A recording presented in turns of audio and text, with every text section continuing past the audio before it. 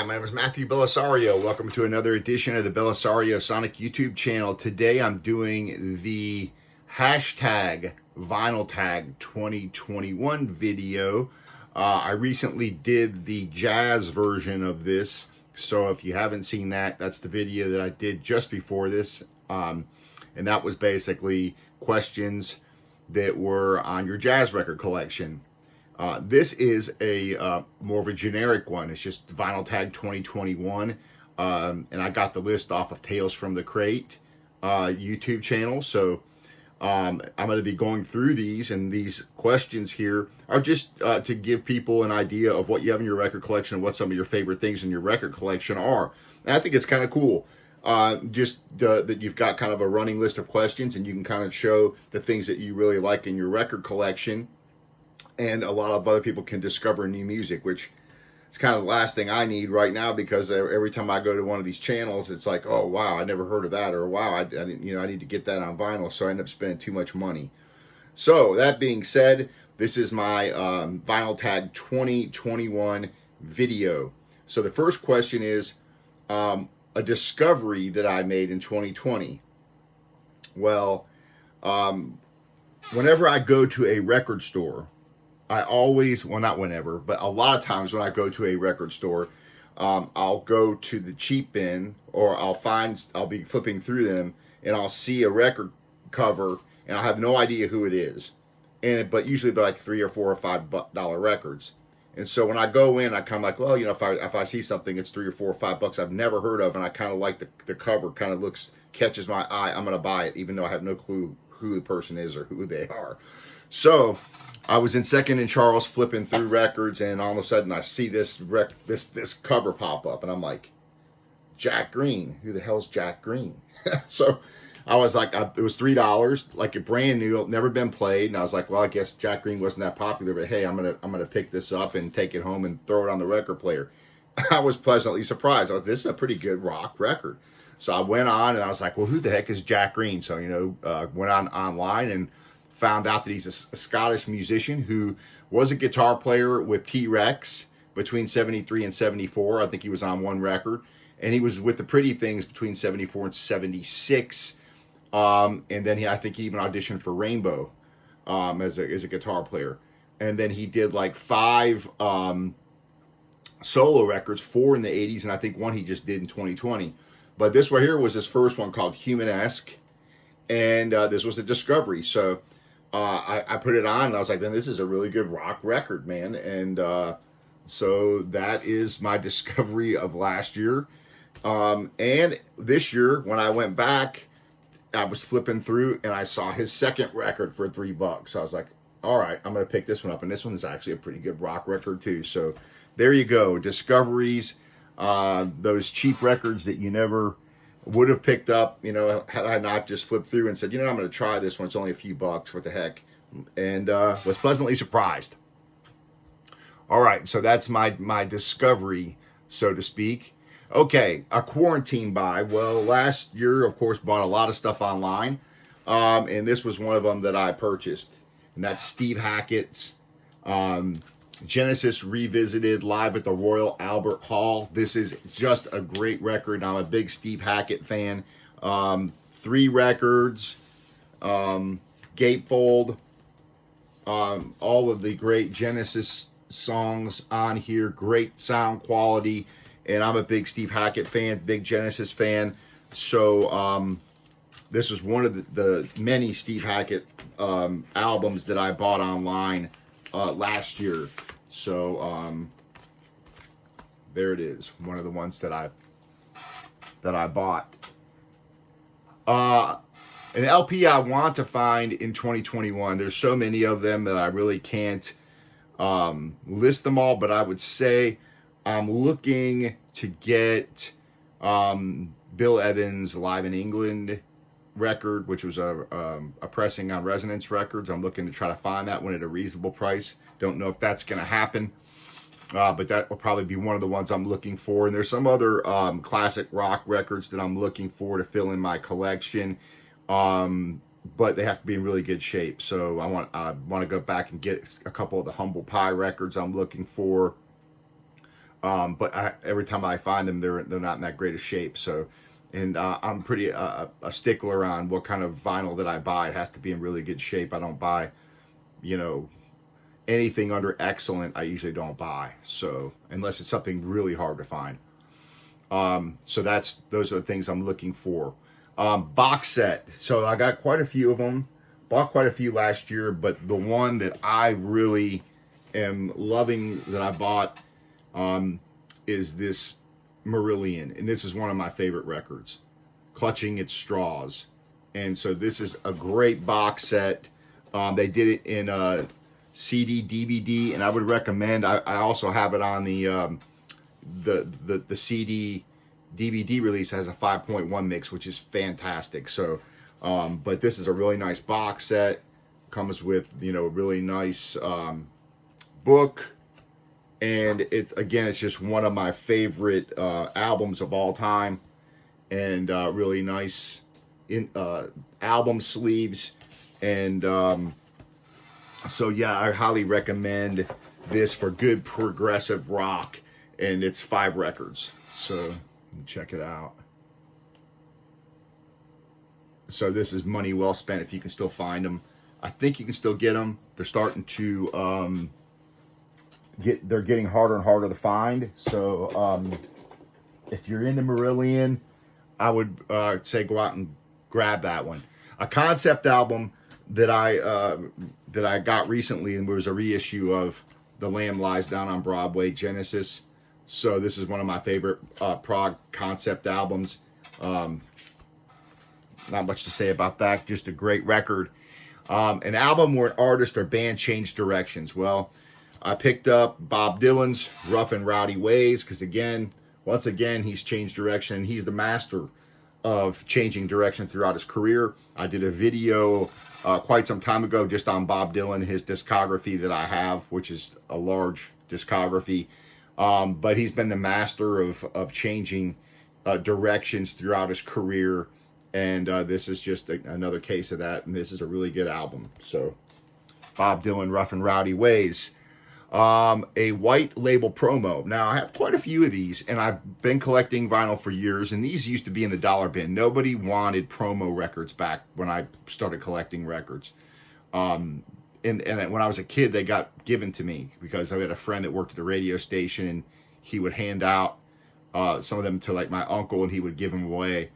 But nobody wanted these, and now they're kind of like highly sought after. I got to get a promo record. Well, no one wanted them. No one wanted the sticker on it. No one, they weren't in demand. Now they kind of are. But this right here is one that I've had for quite a while, and it's a Jeff Beck Wired promo, white label, and just one of my favorite Jeff Beck records. I'm a big Jeff Beck fan. So there is one of my several white label promo records.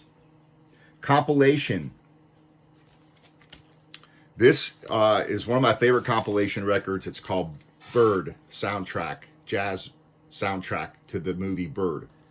And what's really cool about this particular album is it's a compilation of Charlie Parker's music, and what they did is they took and isolated Charlie Parker's saxophone parts, and then they went and they got people to play along with them. So you've got these great people playing with them, like Ray Brown on bass.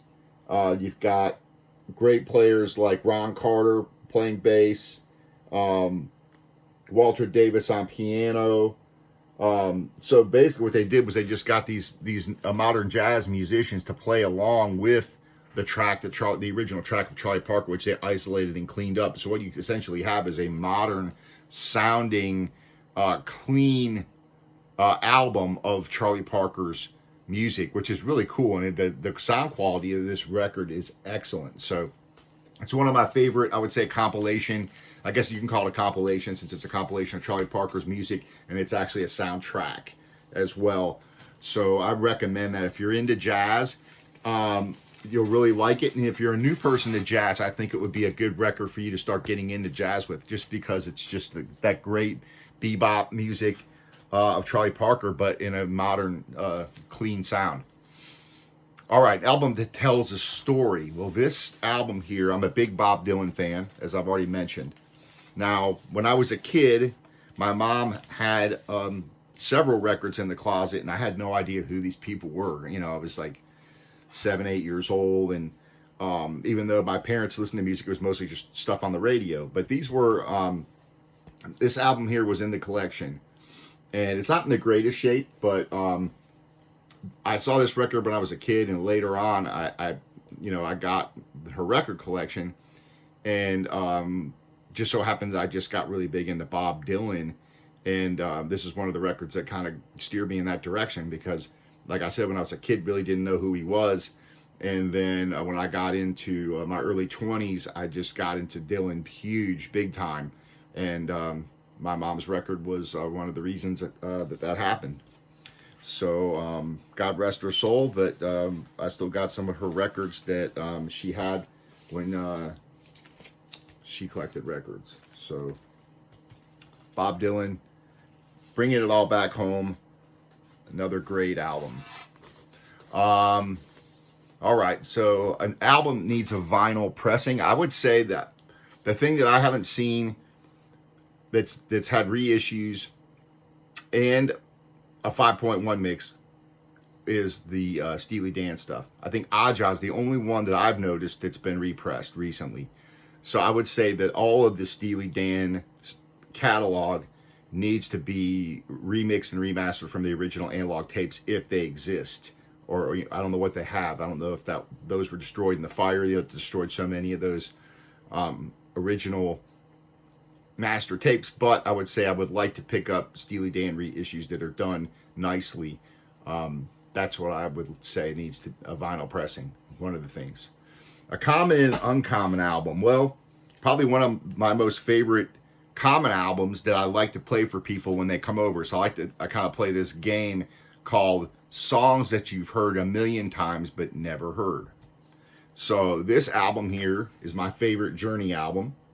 And when I put this on and play Don't Stop Believin' and Stone in Love and Who's Crying Now, when I play this on the vinyl record through my system, they're always blown away. They're like, wow, I can't believe how good that sounds, because most people are listening to it on their earbuds or have heard it on the radio or just playing in the background somewhere, and they know the songs. Everybody knows the songs, but have you really heard them? And I say, well, you really haven't heard them until you've taken it and put it on a good system and listening to it on the vinyl record player. And they always agree with me. They're like, wow, I can't believe how good the guitar sounds. The vocals just are so warm and cut through, and the recording is great.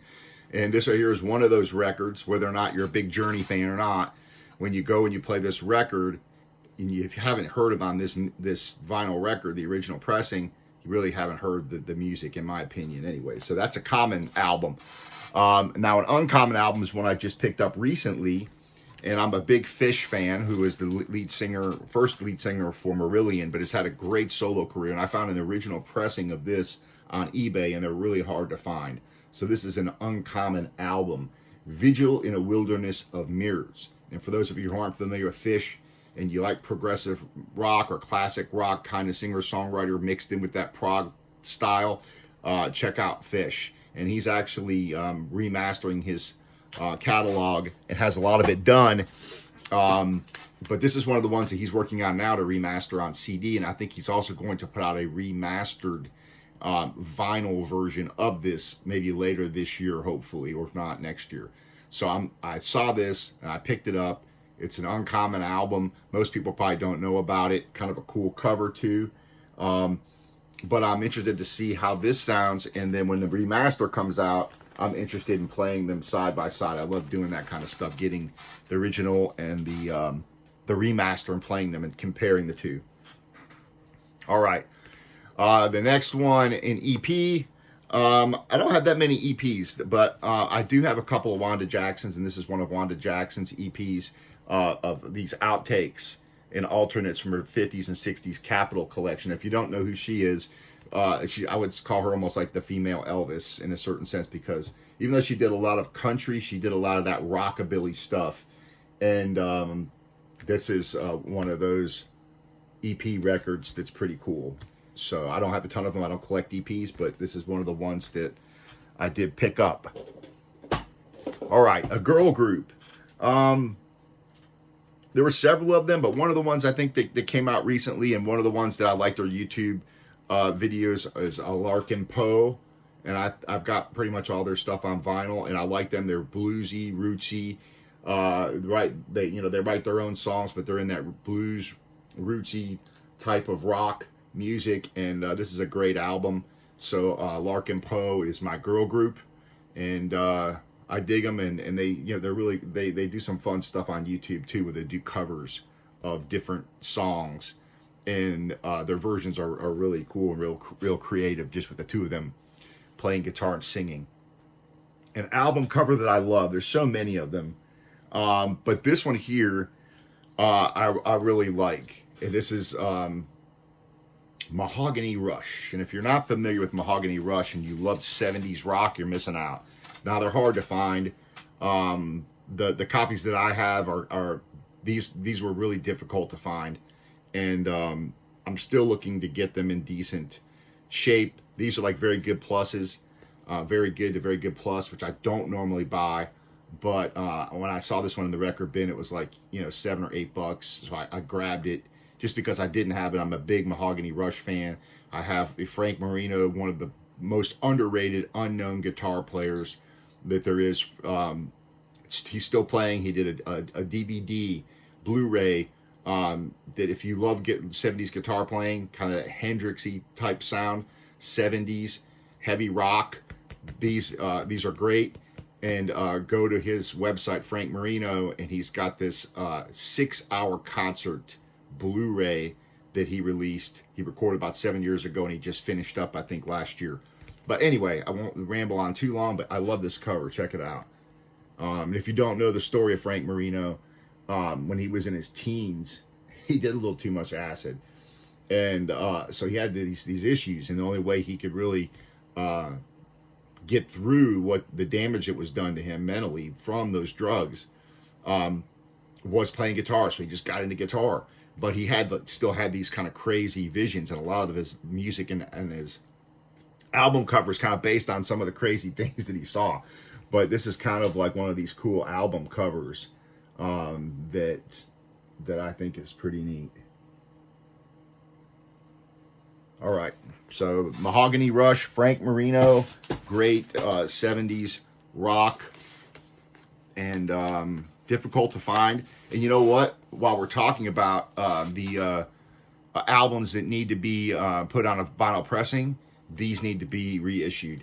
All the Mahogany Rush 70s stuff, 80s, the early 80s stuff that he did, Frank Marino, if you're watching the video or anybody can tell him, we need these remastered from the analog tapes and put on vinyl so that we can get them, because they're just too hard to find, the original ones, and they're too expensive. All right, album that I've listened to the most, I just showed you the one, but here it is again. Marillion, Clutching at Straws, on my turntable almost weekly.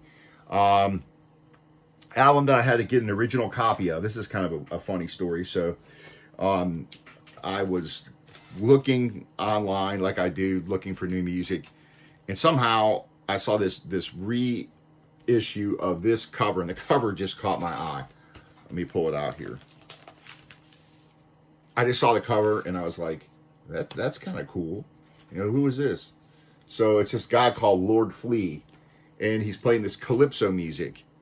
And so I went online, and I think it was on sale. Maybe it was on Amazon or somewhere. Maybe it was Amazon, on sale for like $12. And I read about him and the calypso music, and I didn't have any calypso music, so I was like, you know what, I'm gonna get this. It's kind of cool. I like the cover, so I get it, and I was like, I loved it, blown away. I was like, man, this is just really cool music. So when I after I listened to it, I was like, you know what, I wonder if you can find this on an original pressing. I said, that would be really cool to have on an original pressing and see how it sounds compared to this repressing.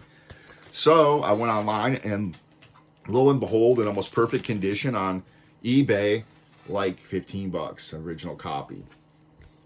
And so that's one of the ones, kind of the weird story, where I wanted the original copy after hearing the repress, and the repress, the original sounds better than the repress. I think that repress was done from like a digital source, and when you play it on this, it sounds much better. So it was one of those cases where the original is what you want to get. Anyway, kind of a bizarre album find there too. All right, so the last album that I purchased a group of them at the record store and here in town. And it's one of those things again where I found the record didn't look like it was in that good a shape. I'm pretty good judge when I can look at them in the light. And the light in this record store was kind of, darker, and I couldn't look at it very good. But it looked like it had a couple of scuffs on it that could have been problematic.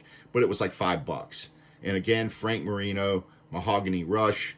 I saw it in the bin, and I was like, you know what, for $5, I'm going to take a chance on it, even though it looks like it could be kind of scuffed up, just because they're not easy to find. But when I got home and stuck it on the record player, it was one of those pleasant surprises where the scuffs were so light on there, I didn't hear it at all. I mean, it plays almost like a brand new record. And so those are one of those happy findings where it's like, yeah, you don't know if it's going to play that well. In general, if you can feel anything on the record with your finger that sticks out, it's gonna not play well. This one didn't seem that bad, but anyways, this was one of my recent purchases, and great rock record again. Frank Marino, Mahogany Rush, an album that they don't get. Well, to me, this and Powerage are the two best AC/DC records, and no one ever seems to like this record.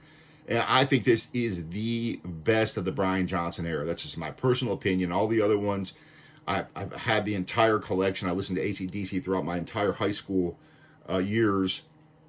And the only two albums that I have left is Flick of the Switch and Powerage. Powerage from the Bon Scott era, Flick of the Switch. Great album, not a bad song on this record. And yet people just don't get it. It's awesome. Anyway, just hard, raw, rock and roll, all great songs. A punk album are the closest things I have to it. I don't have, I'm not a big punk fan. I like some of it. I do like the Ramones and the Clash, but I got that on CD. I don't have any on vinyl, but the one thing that I thought was closest, and it's kind of a cool album, is Joan Jett's Bad Reputation. And this is the original pressing that she sold out of her car. And I picked this up years ago. I don't remember where I got it at. It's got a little mark on it there where some moron put a sticker on there. And, but it's the original pressing from the Blackheart label that she sold out of her car. You can see it just says Joan Jett on it. There's no Bad Reputation on this cover, where the later one said Bad Reputation on it. So that's kind of I would say this is kind of close to punk. She kind of started off with that punk raw sound, and so that's what I've got for that. Favorite 2020 reissue is the Marillion reissues. Those are my favorite 2020 reissues, and this is one of the other ones that I got the box set of. Marillion, and another great cover. These could just qualify for my favorite covers as well. Marillion, Script for a Jester's Tear, Marillion, Clutching at Straws, both of those reissues for 2020, fantastic. So that is my video for my vinyl hashtag vinyl tag 2021. Check out the Marillion stuff, and we'll see you on the next video. I was able to keep this under 30 minutes. That's good. All right, take care.